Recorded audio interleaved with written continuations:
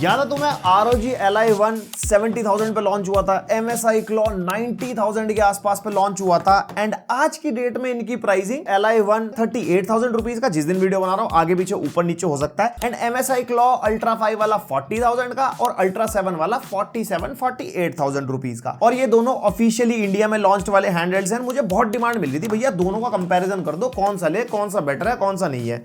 मैंने कहा यार बात तो सही है, प्राइसिंग ऑलमोस्ट साथ में आ चुकी है। हाँ, क्लॉ थोड़ा सा अभी भी महंगा ROG Ally के कंपैरिजन में, बट ये भी ऊपर नीचे चलता रहता है, बीच में इसका भी प्राइस कम हुआ था। तो आप ये कंपैरिजन देख लो, जिसका प्राइस जब तुम्हें बेस्ट मिले, जो तुम अपनी बाइंग चॉइस बना पाओ इस वीडियो में, यस क्लियर विनर मैं दूंगा तुम्हारे को। और कौन कहां अच्छा है कौन कहां बुरा है सारा डिटेल में कवर करेंगे जैसे हम करते हैं।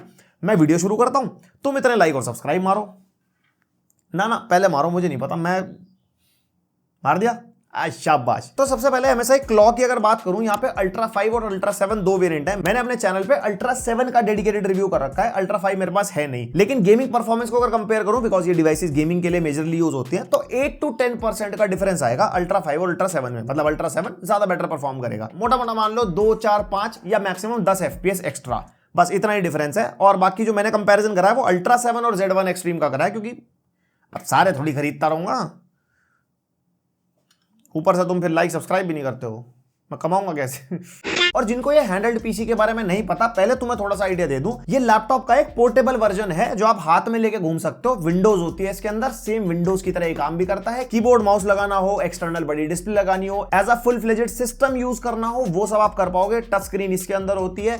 जो काम एक लैपटॉप या कंप्यूटर में होते हैं वो सब काम इसके अंदर होते हैं। प्रोडक्टिविटी से लेके, गेमिंग से लेके, तिगड़म लगा के अगर गेमिंग करनी है, वो सब बिल्कुल same to same as it is. अब सबसे पहले डिजाइन से शुरुआत कर लेते हैं। यहाँ पे जो हमारा ROG Ally है ना, वो व्हाइट कलर में है, काफी प्यारा लगता है। दोनों पॉलीकार्बोनेट बिल्ड में पूरे के पूरे ऑलमोस्ट आइडेंटिकल से हैं दिखने में, ज्यादा कुछ खास डिफरेंस नहीं है। स्क्रीन वगैरह होगी, पीछे से दोनों की लुक्स थोड़ी थोड़ी डिफरेंट है, दोनों की मैक्रो कीज की प्लेसमेंट हल्की सी डिफरेंट है। एंड ओवरऑल मुझे ROG Ally ज्यादा बढ़िया लगता है दिखने में, बिकॉज ऑफ इट्स कलर। एक तो व्हाइट कलर बहुत प्यारा लगता है, हाँ गंदा भी हो जाता है, मेरे वाला गंदा भी हो गया। एंड क्लॉ भी इतना कुछ खास बुरा नहीं है, बस पर्सनल ओपिनियन है, Ally थोड़ा सा बेटर मेरे को लगा। और हाँ, वेट का डिफरेंस है, क्लॉ हमारा हैवी है, 670 ग्राम्स के आसपास है, ROG Ally 600 ग्राम्स के आसपास है। तो वेट का हमारे को ना एकदम तो पता नहीं लगता हाथ में लेने के बाद, कंसोल हाथ में लेने के बाद, लेकिन जब लंबे टाइम के आप गेमिंग करोगे ना, जब एक्सर्शन फील होने लगेगा, तब आपको लगेगा कि हाँ, क्लॉ थोड़ा सा हाथों को एग्जॉस्ट कर देता है। और दोनों के अंदर हमारे को RGB मिलती है, जो इनकी जॉयस्टिक्स है उनके आसपास, और इनको आप कस्टमाइज भी कर सकते हो इनके सॉफ्टवेयर में। बट हैंडल डिवाइस है, ज्यादातर लोग बैटरी पे यूज करते हैं, मैंने हमेशा RGB बंद ही रखी है। फ्लेक्स करने के लिए ठीक है, जैसे तुम अपने सामने बी रोल में देख रहे हो, इसमें दिखाने के लिए ठीक है। रियल लाइफ में बैटरी बैकअप मैटर करता है। जब आप कहीं ट्रैवल कर रहे हो तो कुछ आपको भाई ज्यादा देर तक गेम खेलनी है, तो वहां पे फिर बंद ही रखते हैं। और इन हैंड जो फील है ना, मेरे को क्लॉ की ज्यादा बेटर फील हुई। क्लॉ की जो ग्रिप है, मैक्रो बटन्स की जो प्लेसमेंट है, भाई ओवरऑल Ally के कंपैरिजन में बहुत बढ़िया है। और जो जॉयस्टिक है उसमें डिफरेंस है, Ally के अंदर हमारी ट्रेडिशनल जॉयस्टिक है जो मैकेनिज्म वाली होती है, लेकिन क्लॉ के अंदर हमारे को हॉल इफेक्ट जॉयस्टिक मिलती है जो मैग्नेटिक होती है, और इसकी लाइफ ज्यादा होती है कंपेयर टू ट्रेडिशनल वाली। वैसे मेरे दोनों अभी तक खराब नहीं हुए, ऑब्वियसली इतना ज्यादा यूज भी नहीं होते, इतनी सारी डिवाइसेस आती रहती है ना, एकदम अटक के नहीं रह सकते। वैसे करंटली जो मेरा डेली ड्राइवर हैंडल्ड है वो ROG Ally X है, और दोनों के कंट्रोलर बिल्कुल सेम है। ABXY बटन की प्लेसमेंट होगी, मतलब एज इट इज, बिल्कुल कॉपी पेस्ट वाला मामला है, कुछ खास ऐसे बटनों वगैरह में डिफरेंस नहीं है। फीलिंग भी सेम ही आती है बटन वगैरह दबाने में, चाहे आपके शोल्डर बटन हो गए या ट्रिगर्स वगैरह हो गए। मैक्रो की प्लेसमेंट भी मेरे को ना क्लॉ की बेटर लगी compare to ROG Ally। Accidental presses ज्यादा नहीं है, और हाँ, ये मैक्रो कस्टमाइज हो जाता है, कोई भी असाइन करना हो शूटिंग गेम्स के हिसाब से या कोई फाइटिंग गेम के हिसाब से। अब आ जाती है टेक्निकल बातचीत। यहाँ पे प्रोसेसर में डिफरेंस है, क्योंकि हमारा जो ROG Ally है वो AMD Z1 Extreme APU के साथ आता है, जिसका iGPU AMD Radeon ग्राफिक्स है। और वहीं पे जो MSI Claw है, इसके अंदर हमारे को Intel Core Ultra Series 1 वाले प्रोसेसर मिलते हैं, Ultra 5 और Ultra 7। और Ultra 5 और Ultra 7 में ना 2 P कोर का डिफरेंस है, इसलिए Ultra 7 थोड़ा सा बेटर परफॉर्म करता है। iGPU सेम है, Intel Arc ग्राफिक्स मिलता है इसके अंदर, और ये इंटीग्रेटेड ग्राफिक्स हैं जो रैम को शेयर करके चलते हैं, कोई डेडिकेटेड ग्राफिक्स नहीं है, लेकिन ये इस तरीके से ऑप्टिमाइज होते हैं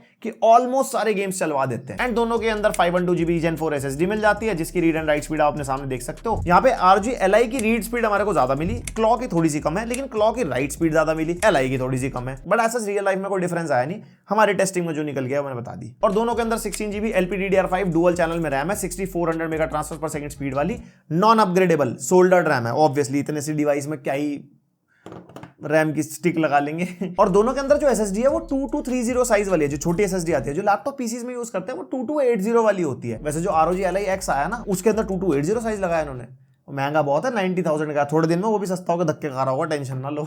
और कनेक्टिविटी में डिफरेंस है, ROG Ally थोड़ा पहले आया था Wi-Fi 6E and Bluetooth version 5.2 के साथ, MSI Claw latest Wi-Fi 7 Bluetooth version 5.4। लेकिन कहाँ Wi-Fi 7, वो PlayStation 5 Pro नहीं पहुंच पाया आज तक Wi-Fi 7 के चक्कर में, तू कैसे आ गया। और भाई पोर्ट्स एंड बटन्स के मामले में दोनों सेम है। पावर बटन में दोनों का फिंगरप्रिंट स्कैनर इंटीग्रेटेड है, यानी कि विंडोज हेलो का सपोर्ट हो गया, हेडफोन माइक जैक का कॉम्बो हो गया, वॉल्यूम अप डाउन के बटन हो गए, माइक्रो SD कार्ड का स्लॉट हो गया और टाइप सी पोर्ट हो गया। लेकिन उसमें डिफरेंस है, ROG Ally में USB 3.2 Gen 2 वाला है, लेकिन MSI Claw में Thunderbolt 4 वाला है। बट ऐसा कोई डिफरेंस नहीं आएगा, दोनों के अंदर आप कोई भी हब वगैरह लगा के एक्सटर्नल चीजें वगैरह कनेक्ट कर सकते हो। डिस्प्ले आउटपुट दोनों में अप टू 4K 60 FPS का हमारे को मिल जाता है, बड़ी डिस्प्ले अगर लगानी हो, क्योंकि DP 1.4 का सपोर्ट है और फास्ट स्पीड डेटा ट्रांसफर वगैरह तो है ही। बस कमी दोनों के अंदर एक ही फील होगी कि एक ही टाइप सी पोर्ट है। मान लो आपने कोई एक्सटर्नल स्टोरेज वगैरह लगा रखी है गेम वगैरह खेलने के लिए, तो चार्ज नहीं कर सकते, या तो आपको हब लगानी पड़ेगी। हब लगाओगे तो काफी महंगी महंगी आती है, MSI की अपनी हब आती है और बाकी थर्ड पार्टी बहुत सारी हब्स आती है, मतलब 6-7-8 हजार रुपए की अच्छी हब मिलती है इन टाइप के हैंडल्स के लिए, अगर आपको डेस्कटॉप टाइप का सेटअप बनाना है। और माइक्रो SD कार्ड दोनों के अंदर अप टू 1 TB तक हमने चला के देखा चलता है, और SD कार्ड पे भी गेम लोड करके आप डायरेक्टली खेल सकते हो। हमने दोनों का डेडिकेटेड रिव्यू बना रखा है, उसके अंदर दिखा भी रखा है लोडिंग टाइम्स का, और FPS वगैरह में खास डिफरेंस नहीं होता। हाँ, SD कार्ड में एक कैच है, ROG Ally के केसेस रिकॉर्ड हुए थे कि इसके SD कार्ड जल रहे हैं और बहुत लोगों ने अंधाधुंध पोस्ट कर रखा है ऑनलाइन। उसके बाद ASUS ने कुछ बायोस अपडेट वगैरह का स्टेप लिया है। देखो टू बी वेरी ऑनेस्ट, मैंने इसके अंदर ना SD कार्ड डाल के गेम खेली ही नहीं, मैंने जितनी भी गेम खेली है इसकी इंटरनल SSD में ही खेली है, तो मेरे को पता नहीं है। एंड बायोस अपडेट के थ्रू प्रोबेबली वो फिक्स हुई है या नहीं हुई है, उसके बारे में मेरे को इन्फॉर्मेशन नहीं है। बट हाँ, एक चीज जो मेरे को लगती है, पहले जब ROG Ally हमने स्टार्टिंग में टेस्ट किया था ना, इसकी वॉटेज 40 वॉट तक भी जाती थी, लेकिन अभी आप करंट टेस्टिंग में देखो ना तो 25 वॉट तक ये जा पाता है। तो प्रोबेबली बायोस अपडेट के थ्रू इन्होंने वॉटेज कम की है, पहले वॉटेज ज्यादा ही पुश हो पा रही थी, अनलॉक्ड वाला मामला था, उस वजह से शायद जल रहे हो। तो आप में से कोई ROG Ally यूजर है, उसका क्या एक्सपीरियंस है क्या नहीं है, तुम्हारे पास कोई इन्फॉर्मेशन है तो प्लीज कमेंट सेक्शन में डाल देना, और लोगों के लिए हेल्प हो जाएगी टाइम स्टैम्प के साथ, क्योंकि वीडियो के साथ साथ टाइम स्टैम्प चलते रहते हैं नीचे, पता तुम्हारे को। अरे बहुत काम की चीज है, मैं भी पढ़ता हूँ, बड़ा मजा आता है। और ROG Ally के अंदर ये एक्स्ट्रा बड़ा सपोर्ट आप देख रहे होंगे, ये है फॉर XG मोबाइल, जो इसका एक्सटर्नल GPU डॉक आता है ASUS का ऑफिशियली लॉन्च। आप एक्सटर्नल GPU कनेक्ट कर सकते हो ROG Ally के साथ, अगर आपको बेटर परफॉर्मेंस चाहिए, मतलब एक डेस्कटॉप लेवल परफॉर्मेंस चाहिए। हमने टेस्ट नहीं करा, हमारे पास वो वाला GPU नहीं है, बट ऑनलाइन काफी टेस्ट वगैरह मिल जाएंगे। अब ऐसे तो Thunderbolt 4 के साथ भी eGPU डॉक लग जाता है, लेकिन eGPU डॉक ऑफिशियली इंडिया में मिलते नहीं है, और अगर आप इंपोर्ट वगैरह भी कराओगे बहुत बहुत महंगे पड़ते हैं। सिर्फ डॉक इतने महंगे आते हैं, उसके अंदर आपको GPU खरीद के अलग से लगाना पड़ेगा। बट यहाँ पे नंबर ROG Ally एक थोड़ा सा लेके जाता है। और दोनों के अंदर हमारे को स्टीरियो स्पीकर्स मिलते हैं, लाउडनेस दोनों की अच्छी है, क्रिस्प आवाज, क्लियर है, हैंडल्ड के हिसाब से काफी बढ़िया स्पीकर है। ROG Ally हल्का सा बेटर फील होता है, बहुत माइनर सा, क्योंकि मेरे पास दोनों साइड बाय साइड है तो मैं बता पा रहा हूँ। वैसे मेजरली कोई बड़ा डिफरेंस नहीं है स्पीकर में। हाँ, ROG Ally जो है वो Dolby Atmos सर्टिफाइड है, और MSI Claw के अंदर नाइमिक ऑडियो हमारे को मिलता है। और दोनों में डिफरेंस इतना सा है, Dolby Atmos ज्यादा ट्यून्ड है म्यूजिक और मूवीज के हिसाब से, नाइमिक ऑडियो ज्यादा ट्यून्ड है गेमिंग के हिसाब से। दोनों अपनी अपनी जगह अच्छे हैं, एंड ये एक्सटर्नल डिवाइसेस पे ज्यादा फील होते हैं, लाइक हेडफोन्स पे या स्पीकर्स वगैरह पे, इनके अपने स्पीकर पे नहीं। और दोनों के ही अंदर माइक्रोफोन मिलता है, इन दोनों के डेडिकेटेड रिव्यू में माइक टेस्ट है, एक बार वो आइडिया लेने के लिए देख लेना, अच्छा माइक काम करता है दोनों के अंदर। देन आ जाती है डिस्प्ले, बिल्कुल ditto copy paste same display है, 7 इंचेस की IPS 1080p वाली 120 हर्ट्ज की 16:9 वाली डिस्प्ले है। प्रोटेक्शन का डिफरेंस है, ROG Ally में मेंशन है गोरिल्ला ग्लास विक्टस की प्रोटेक्शन, MSI Claw वालों ने ना कुछ मेंशन नहीं किया हुआ, पता नहीं प्रोटेक्शन किस टाइप के कैसी नहीं है। और दोनों के बेजल भी सेम मोटे मोटे से फील होते हैं, एंड यहाँ पे डिस्प्ले का कलर गैमेट अच्छा है, दोनों में हमने टेस्टिंग करी। MSI Claw में 97% sRGB निकल गई और ROG Ally में 94%, इतना खास डिफरेंस फील नहीं होता। बट हाँ, ब्राइटनेस में डिफरेंस है, MSI Claw 400 निट्स तक की ब्राइटनेस पीक पुश कर पाता है, लेकिन ROG Ally 460 निट्स तक की, मतलब इतना खास डिफरेंस पता नहीं लगेगा, रियल लाइफ में दोनों ऑलमोस्ट सेम ही दिखाई देते हैं। एंड इतनी ब्राइटनेस है कि अगर आप आउटडोर भी यूज करते हो ना, बहुत ज्यादा एक्सट्रीम सनलाइट और रिफ्लेक्शन वगैरह में तो नहीं यूज कर पाओगे, ठीक ठाक ब्राइट एनवायरनमेंट में भी दोनों की डिस्प्ले बढ़िया दिखाई देती है। और दोनों के अंदर अपने अपने डेडिकेटेड सॉफ्टवेयर है, ASUS के अंदर अपना आर्मरी ग्रेड सॉफ्टवेयर है, MSI Claw के अंदर अपना MSI सेंटर सॉफ्टवेयर है, जिसके अंदर आप अपने परफॉर्मेंस मोड स्विच कर सकते हो, अपडेट्स वगैरह हमारे को मिल जाते हैं। वही अपना जैसे लैपटॉप में सॉफ्टवेयर होता है ना, वो ही सॉफ्टवेयर है। इनकी डेडिकेटेड वीडियो में ना पूरा डिटेल में समझा रखा है, एक बार वो देख लेना अगर देखने का मन बने तो, वरना खरीदोगे तो खुद एक्सप्लोर कर ही लोगे। फिर भाई हैंडहेल्ड में बैटरी का बहुत बड़ा रोल है, और यहाँ पे Claw नंबर ले जाता है। Claw के अंदर हमारे को मिलती है 53 वॉट आवर की बैटरी, एंड ROG Ally के अंदर 40 वॉट आवर की बैटरी है, और दोनों का पावर ड्रॉ सेम है, 25 to 30 वॉट का पावर ड्रॉ रहता है। और दोनों के ही साथ हमारे को 65 वॉट का पावर अडाप्टर मिलता है इनके बॉक्स के अंदर, जिनसे आप इसको चार्ज कर सकते हो। वो टाइप सी वाला है, फोन चार्ज कर लो, इसे चार्ज कर लो, कुछ भी है। एंड आपके पास अगर और भी कोई PD चार्जर है तो उनसे भी ये चार्ज हो जाते हैं, तो ऐसी कोई दिक्कत नहीं है, आराम से हैंडल डिवाइस है, स्मार्टफोन की तरह कहीं भी ठूस दो।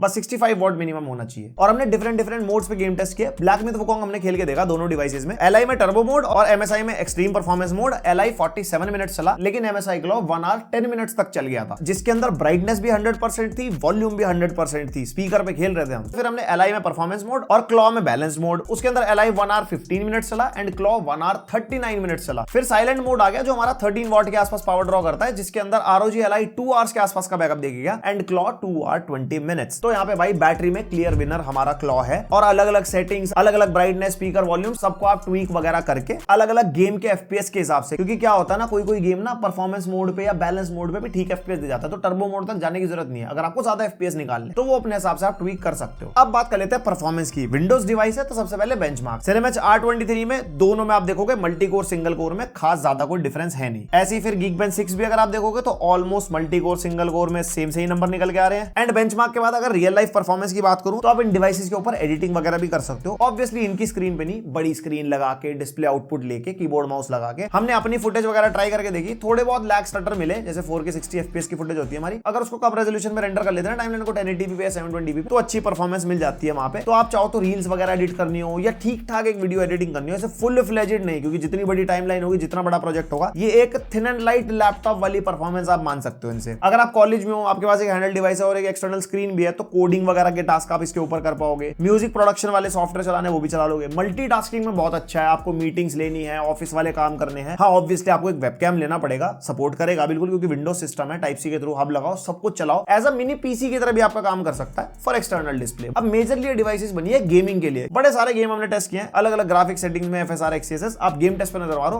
क्लियर आइडिया आपको मिल जाएगा। सबसे पहले वैलोरेंट, एंड यहाँ पे हमारे को ऑलमोस्ट सिमिलर FPS मिलते हैं दोनों डिवाइसेस में। 2-4-5 FPS ऊपर नीचे हो सकते हैं अलग अलग सिनेरियो के हिसाब से। और हाँ 120 हर्ट्ज की स्क्रीन है, तो आप इसकी स्क्रीन में भी खेल के स्पोर्ट्स के मजे ले सकते हो। लेकिन अगर आपको बड़ी स्क्रीन पे कनेक्ट करना है, आपके पास मॉनिटर है, तो उस पे लगा के भी आप वैलोरेंट वगैरह खेल सकते हो हाई सेटिंग्स पे। और उससे भी ज्यादा फ्रेम रेट वाला मॉनिटर है तो मीडियम टू लो सेटिंग्स पे भी खेल सकते हो। फिर हमने CS2 टेस्ट किया। CS2 में MSI क्लॉ में हमारे को ज्यादा डिप्स, ज्यादा ड्रॉप्स देखने के लिए मिल रहे थे सेम मीडियम सेटिंग्स पे। ROG Ally ज्यादा बेटर FPS मेंटेन करवा पा रहा था, तो इस केस में ROG Ally जीत जाता है। देन GTA 5 एनहांस्ड एडिशन हमने टेस्ट किया। जो प्रीसेट था वो हमने मिनिमम रखा था, तो उसमें सारी सेटिंग्स नॉर्मल हो जाती है। एंड इसमें भी अगर आप देखोगे तो ऑलमोस्ट सिमिलर FPS मिलते हैं। 1% लो Z1 एक्सट्रीम में एक बारी के लिए गए थे, लेकिन इतना ज्यादा लैग या स्टटर मिलता नहीं है। और उसके बाद एल्डन रिंग लो सेटिंग्स रखी थी। एंड मैं आपको एक चीज बताऊं, अगर आप हैंडल्ड पे खेल रहे हो ना, तो 35 to 40 FPS भी ऑलमोस्ट प्लेबल रहते हैं। एंड यहाँ पे भी अगर आप देखोगे सिमिलर FPS मिल रहे हैं। हाँ सिनेरियोस चेंज होगा तो FPS ऊपर नीचे हो सकता है, बट ओवरऑल गेम प्ले में हमारे एवरेज जो FPS है वो 35 to 40 है। उसके बाद RDR2 फेवर परफॉर्मेंस, यानी कि लोवेस्ट सेटिंग, FSR को हमने ऑफ रखा था। एंड भाई MSI क्लॉ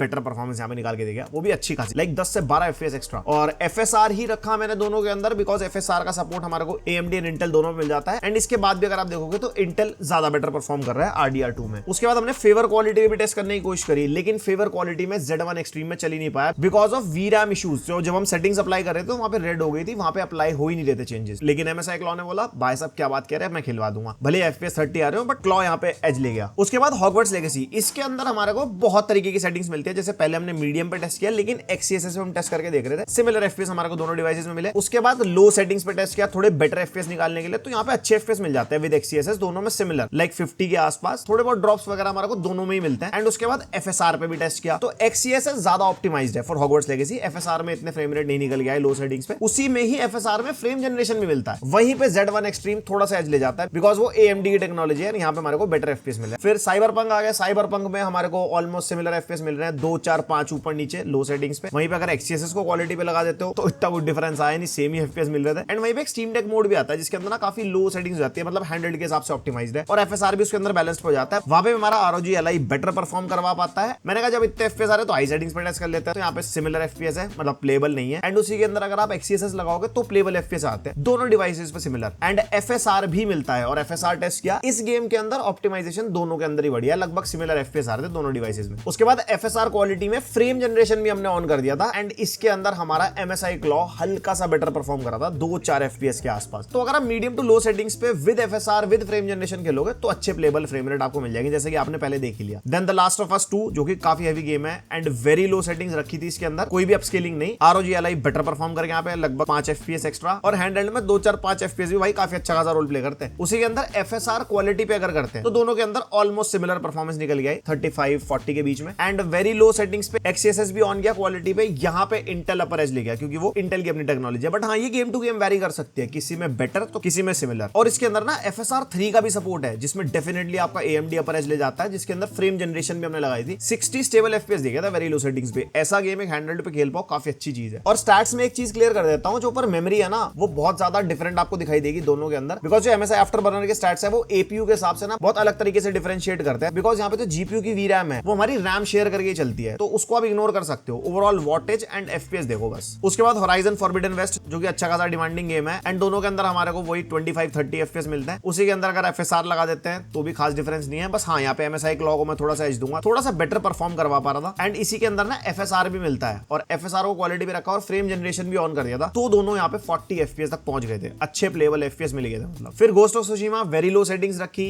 और कोई भी अपस्केलिंग नहीं। यहाँ पे AMD थोड़ा सा एज ले जाता है 5-7 FPS का। एंड वहीं पे अगर XeSS को भी लगा देते हैं तो इंटेल की टेक्नोलॉजी होते हुए इंटेल ने पता नहीं बोला भैया मुझसे नहीं हो पाएगा, पर AMD कह रहा भैया बढ़िया FPS ले लो। उसके बाद अगर FSR ऑन करके फ्रेम जनरेशन भी ऑन करते हैं तो भाई MSI क्लॉ बेटर FPS दे पा रहा था, ज्यादा नहीं 5-7-10 समटाइम्स। और प्लेबल वैसे दोनों में रहा। देन Hellblade 2 भाई बहुत हैवी गेम है, हैंडहेल्ड पे नॉर्मली तो खेलना मुश्किल है, चाहे लो सेटिंग्स भी हो। बट यहाँ पे Z1 एक्सट्रीम थोड़ा सा बेटर परफॉर्म कर गया। वहीं पे अगर आप XeSS लगा देते हो तो भी ROG Ally बेटर परफॉर्म कर गया एंड अच्छे प्लेबल FPS मिल गए। 30 से ऊपर मिल रहा है ना अगर हैंडहेल्ड पे, तो आप गेम आराम से खेल पाओगे। फिर ब्लैक मिथ वुकोंग ट्राई किया, लो सेटिंग्स पे दोनों सिमिलर परफॉर्म करके विदाउट अपस्केलिंग। एंड वहीं पे अगर XeSS क्वालिटी पे लगाता है ना तो भी दोनों के अंदर सिमिलर FPS आता है और प्लेबल एक्सपीरियंस है, 30+ जा रहा है। देन हमने FSR ट्राई किया, क्वालिटी पे रखा, उसके अंदर ROG Ally बेटर परफॉर्म करवा पा रहा था क्योंकि वही अपनी टेक्नोलॉजी है इनकी। उसके बाद फ्रेम जनरेशन भी हमने लगा दी, दोनों डिवाइस सिमिलर परफॉर्मेंस दे पा रहे थे और यहाँ पे अच्छे FPS पे। ऐसे AAA टाइटल आप हैंडहेल्ड्स में खेल सकते हो और दोनों में खेल पाओगे। फिर Assassin's Creed Shadows, ये बहुत हैवी गेम है भाई, मतलब प्लेबल FPS मिलेंगे ही नहीं आपको, चाहे लो सेटिंग्स पे भी कर लो। बट हाँ, अगर आप अपस्केलिंग वगैरह लगाओगे तो ठीक ठाक FPS मिलेंगे, मतलब इतनी अच्छी प्लेबल परफॉर्मेंस नहीं कह सकते। हाँ, FSR भी लगा के देखा हमने, उसके अंदर भी सेम ही हालात थे, लेकिन फ्रेम जनरेशन इसके अंदर भी मिलता है। अगर वो आप ऑन कर देते हो तो स्टेबल 30-35 FPS निकाल पाओगे दोनों ही डिवाइसेस में। एंड उसके बाद आपको ठीक ठाक प्लेबल FPS मिल जाते हैं। उसके बाद स्पाइडरमैन 2 टेस्ट किया वेरी लो सेटिंग्स पे, जिसमें हमारा ROG Ally चलवा पाया, लेकिन MSI क्लॉ ने VRAM इश्यूज की वजह से मना कर दिया कि भैया मेरे बस का तो है नहीं। मैंने कहा चलो जब चली गया इसके अंदर तो XeSS क्वालिटी भी कर लेते हैं, बढ़िया प्लेबल 35-40 FPS ये दे गया। उसके बाद हमने फिर Alan Wake 2 चलाया, सेम केस। Alan Wake 2 में भी MSI क्लॉ ने हार मान ली, लेकिन ROG Ally चलवा पा रहा था, ऑब्वियसली अच्छे फ्रेम रेट पे नहीं। उसके बाद मैंने कहा चलो FSR भी क्वालिटी पे लगा लेते हैं, ठीक ठाक प्लेबल FPS, मतलब अच्छा एक्सपीरियंस भी नहीं कह सकते, बुरा भी नहीं कह सकते, काम चलाओ इसके ऊपर खेल पाओगे। तो भाई गेमिंग परफॉर्मेंस और सारी चीजें देख के आप समझ गए होंगे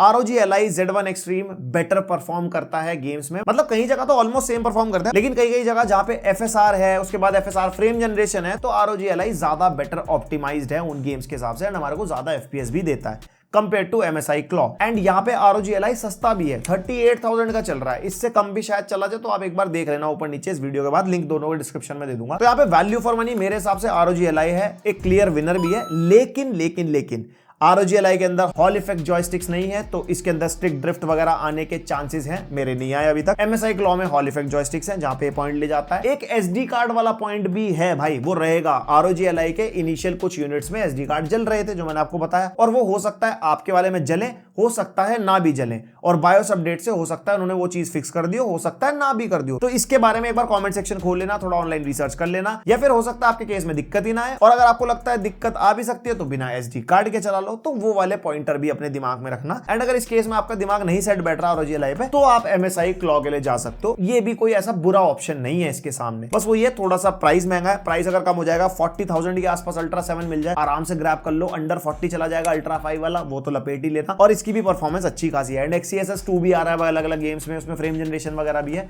तो वहां पे भी आपको परफॉर्मेंस मिल जाएगी। बट हाँ, गेमिंग में आपने एक चीज देखी, Alan Wake 2 और स्पाइडरमैन 2 हमारा क्लॉ पे नहीं चला, जो ROG Ally ने चलवा दिया था। तो यहाँ पे क्लियर विनर ही अगर देना है price to the performance ratio को, तो ROG Ally है मेरी नजरों में। बाकी इन दोनों के जो डेडिकेटेड रिव्यूज है ना, वो भी देख लेना, उसके अंदर मैंने बहुत सारी डिटेल्स SD कार्ड के साथ, लोडिंग टाइम्स, अलग अलग पावर मोड्स पे गेम टेस्ट, बहुत कुछ कर रखा है, उससे थोड़ा और आइडिया ले लेना। ये कंपैरिजन था। एंड बाकी आपके क्या थॉट्स है दोनों डिवाइसेस के बारे में? आपने अगर इन दोनों में से कोई डिवाइस खरीद रखी है, अपना फीडबैक जरूर शेयर करो, और अगर मैंने आपकी बाइंग चॉइस बनवाने में कुछ थोड़ी बहुत भी हेल्प करी हो, तो उसके लिए वीडियो लाइक कर सकते हो और सब्सक्राइब कर सकते हो। एंड मिलता है नेक्स्ट वीडियो, अब तक के लिए बाय।